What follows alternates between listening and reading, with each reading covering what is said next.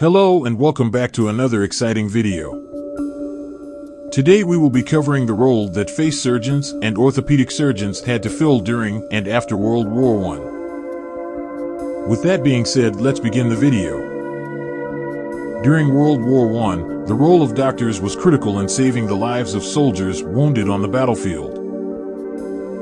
Doctors and medical personnel were stationed near the front lines and worked tirelessly to provide care for the wounded. In particular, facial injuries were a common occurrence during this time, as soldiers were often exposed to explosions and other forms of combat.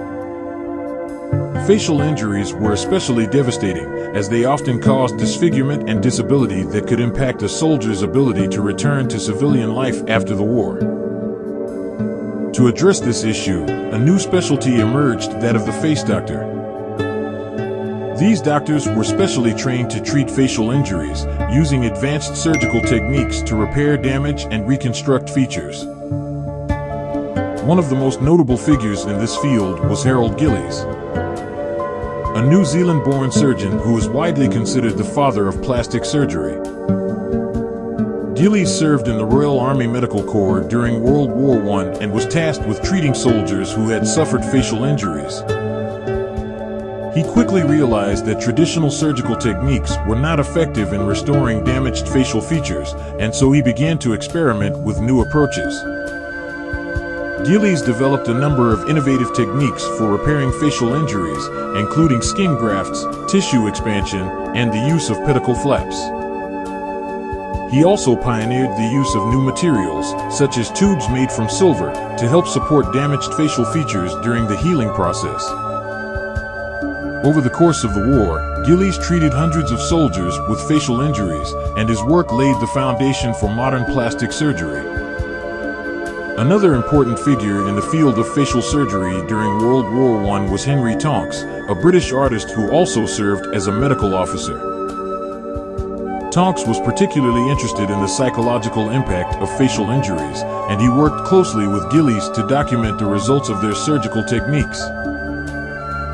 Tonks also created a series of portraits of soldiers before and after their surgeries, providing a poignant reminder of the sacrifices made by these brave men. In addition to Gillies and Tonks, there were many other doctors and medical personnel who played critical roles in treating facial injuries during World War I. These included nurses, dentists, and technicians who worked alongside surgeons to provide care for wounded soldiers. Thanks to their efforts, many soldiers were able to regain some semblance of normalcy after their injuries, and the field of facial surgery made significant strides during this time. Although many were killed during the war, with the survival rate being 14%, face surgery wasn't the only thing soldiers needed. Over 41,000 men had to get body parts amputated caused by the injuries inflicted during the war. Due to the lack of time and equipment, the soldiers would have to be strapped down. A doctor would then saw the injured limb off.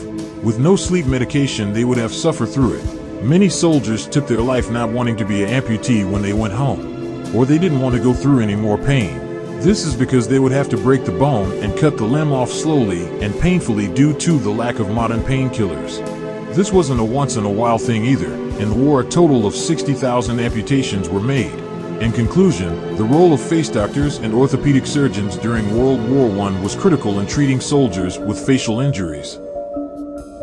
These doctors were pioneers in the field of plastic surgery, developing new techniques and materials to repair damage and restore function.